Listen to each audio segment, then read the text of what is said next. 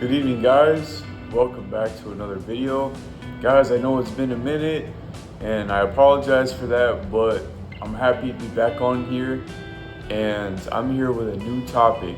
I got 3 things that can hurt you in your hiring process. So, this is going to be a really interesting topic because there's a lot of things out there that as applicants we're not aware of that could potentially be hurting your progress or your application process.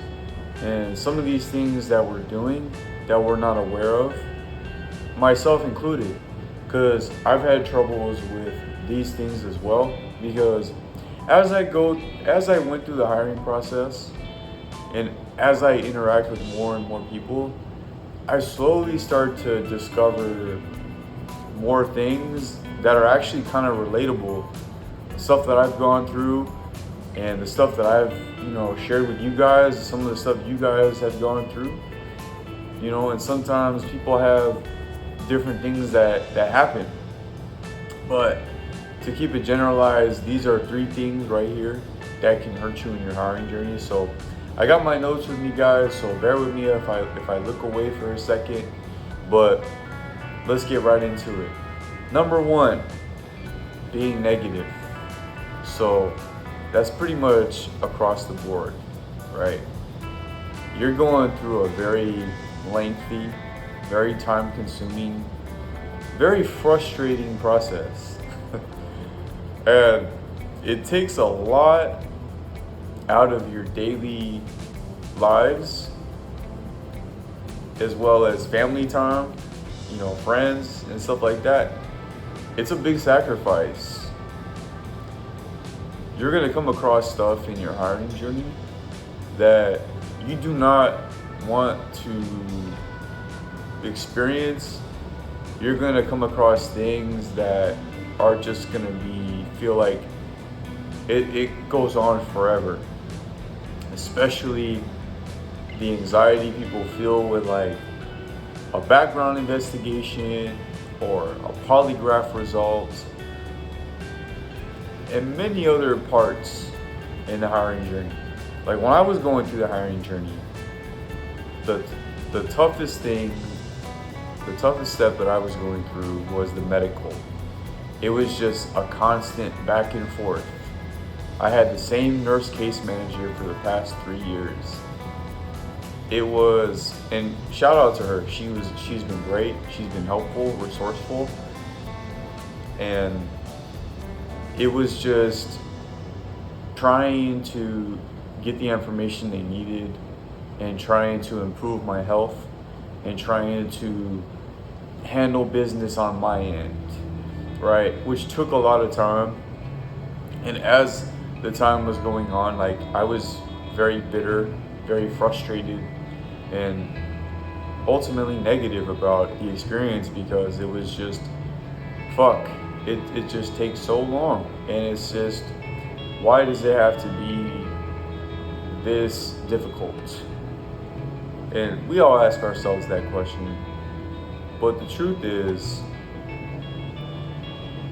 it is for a reason, even though a lot of us don't like to admit it, and myself included. Trust me, I didn't want to have to admit that shit, but that's the reality. That if I was going to get to the other side, I had to do what was required, even if it's an inconvenience, even if it's stressful. I have to do the work. Like the whole saying, right? If you want something you never had before, you got to be willing to do what you've never done before. That's what I need to live by, and I'm sure a lot of you guys live the same way too, right? To get to the other side and reach that goal that you've always wanted. What's going to stop you? I know for sure. I told myself, if I had to fail 1,000 times, I'm going to come back 1,001. I'm like the Terminator. I'm not going to stop coming. It doesn't matter what you try to do, what they try to do. I'm not going to be stopped. Right? Unless it's something completely out of my control, then I got no control. But thankfully, it wasn't like that. But I know how stressful and how frustrating it can be, and it can be a very negative experience for a lot of people, especially if they get a negative result with a structured interview or a polygraph or something with the background. It's very hard to be encouraged, and it's very easy to become negative and to let that shit get inside your head. But like I said, it's one of those things where you just gotta roll with the punches. It's something that you want. You want something you never had, you gotta be willing to do what you've never done. So with that being said, guys, here's number 2. Getting distracted. So with getting distracted, there's a lot of factors that come into play. A lot of people have their own distractions. I had my own distractions. But one example that I can give that's relevant to this is social media. Right? We're living in a world now where social media has pretty much become a new era, become a new worldwide sensation. Everyone uses it, everybody's on it. And it's very easy when you get drawn to social media, like Instagram, Facebook, Snapchat, anything that you can think of, Twitter, or which is now known as X. You see a lot of different trends. You see like all these reels, these videos, and sometimes you come across some stupid shit. Sometimes you come across stuff that is relatable to you, or something that impacts you in some kind of way. But my problem was that like I was so drawn into it, and at the time I didn't have like control of it to where I can just bring myself back and be like, hey, I gotta focus on this. So my mind wasn't really there, because when you're distracted, you're not all the way focused on what you should be focused on, right? And I had a mission, was to get through these steps, get through the hiring process, get my final offer, get the hell out of here, go to the academy. And back then, before I got my offer, last year, even the past 2 years, I've had this problem. I've had to deal with it, and I was dealing with it. And it was very hard for me to stay focused and organized and structured. And when I finally got a grasp, I noticed how things began to change for me, right? I would have to set a timer on how long I'd be on it. And also, I wanted to be more productive when I used social media. And that was to post valuable content. Like, outside of Border Patrol, I'm also a personal trainer as well. So I post fitness content, and I study videos and stuff that is useful and helpful, because I want to make my content good. I want to make my content productive. Now, with this content right here, just a side note, I like to make it raw, because I want you guys to see the journey. I want you guys to see the upcoming. And down the line, there's going to be some more additions added to my content. But now I just want to keep it raw so you guys can see. But anyway, back on topic, right? Like, I had a serious problem, and that was one of my problems. That was one of my flaws. I get distracted too easily, right? It's very easy to let yourself go and fall off track. And when that happens, you take away your momentum. You take away your ability to dial in the way you should be dialing in. And that's what I was missing. I think that today, me realizing that and coming back and being able to use social media in a way that's productive and to stay off it as much as possible has been a really good turnaround as far as my application process goes. And I can honestly say that because this past March, I got a final offer. And it's great because I'm going to be getting a new one very soon, especially since my thumb is healed and recovered and it's good to go. So I'm excited to be back. Just a little side note. But yeah, guys, don't let yourselves get distracted. And it might not be social media, it might be something else, right? We all have our vices. We all have something that takes us out of reality, out of the focus that we're supposed to be in. So, and realizing what it is and confronting it and just giving yourself a solution to eliminate those triggers. Because what I had to do too was, for myself, I had to eliminate the social media triggers, right? And the way I did that was by staying focused on having a list of things to do throughout the day, right? I make content, I go to work, I go to the gym, I find time to edit my content, and I have things outside of that as well that I include in my day to be structured and be organized, because I don't want to let myself go. I don't want to let myself get distracted to the point where it's gonna take me off balance and take me out of my focus with my application process. So once you guys know what that is for yourselves, do what you need to do to eliminate those triggers and to just keep yourselves on track. So that's number 2, guys. And number 3, the last tip, being overly obsessive. Boy, I love this one because this is something that I had a serious problem with. Okay, now it's funny because there's a lot of stuff I'm putting on the table to you guys that's helpful, but I'm also sharing some stuff with you guys that I have had issues with myself. Okay, it's not a perfect. It's not supposed to be perfect. I mean, look at, you guys have seen the many videos that I've put up on my channel. Nothing has been perfect, and honestly, it's never going to be perfect. I'm okay with that. I really don't give a shit, as long as I get the result that I need, and that is what I'm here for. So, being obsessive, guys, as simple as, when the fuck is this gonna end? When am I gonna get through all the steps? When am I going to get that final offer? When the hell am I gonna get on that bus and get the fuck out of here? The problem is that it consumes you. It consumes you to the point where you just allow that to overtake you, and you start becoming more emotional. You become more bitter and frustrated at the world. And when you're in that state,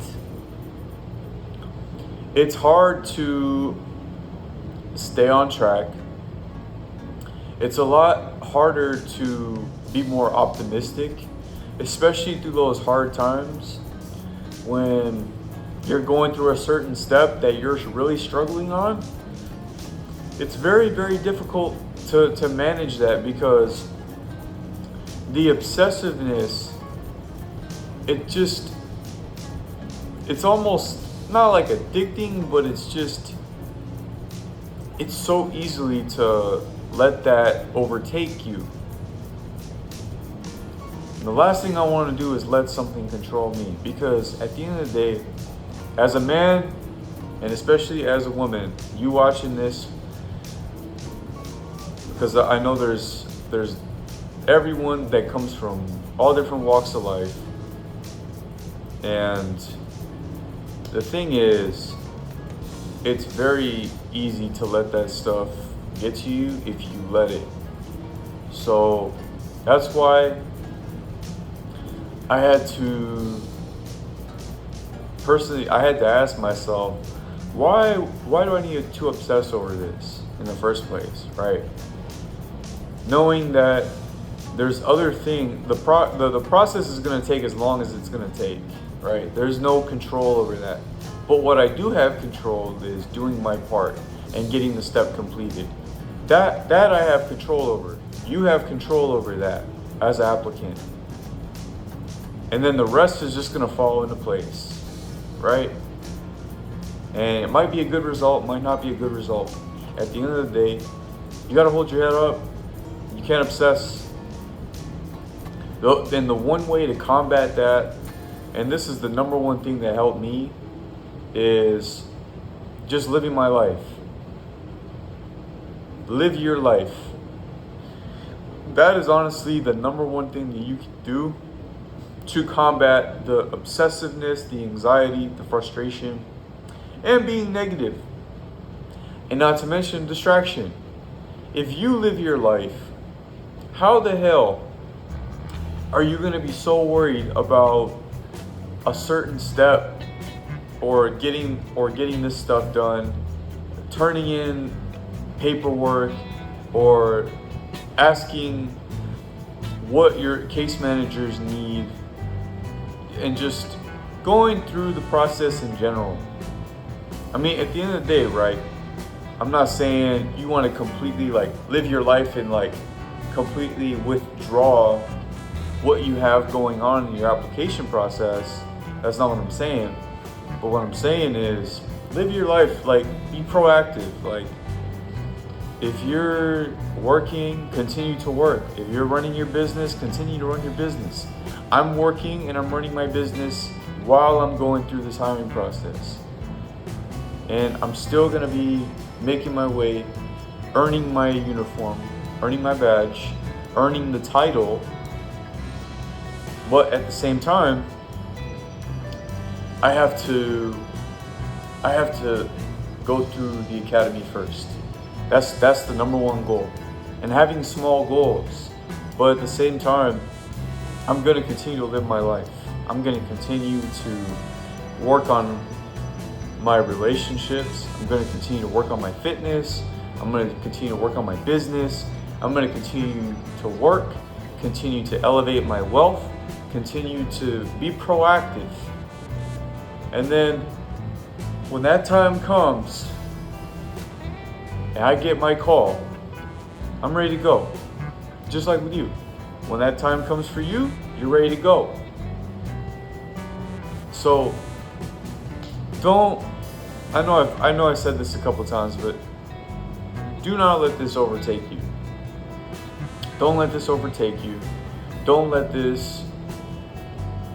the application process be your whole life, to the point where you're so obsessed. It could actually have the potential to ruin relationships, because it affects people around you. Because you might have told people that, hey, I'm going through the Border Patrol application process, I'm getting ready to go to the academy, I want to be a Border Patrol agent, and a lot of family and friends, they're encouraged, or they're really excited, ecstatic. They want the best for you, and they're rooting for you. But if you become obsessed, it's very easy to be negative, to get distracted, and just to lose yourself.